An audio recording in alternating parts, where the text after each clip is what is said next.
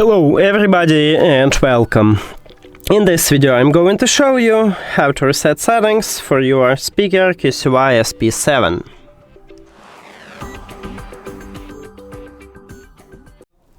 You have to start by open QCY application, and of course you need to add your speaker to the app. Then you will see the same menu, and right here you need to go to the setting, so you can tap at this button or just move it here. And then right here we need to go to the more settings. Sorry, not this one. More settings. And right here we have reset to default. This is only for the settings. So click OK. And we did it. So we have it by default. That's it.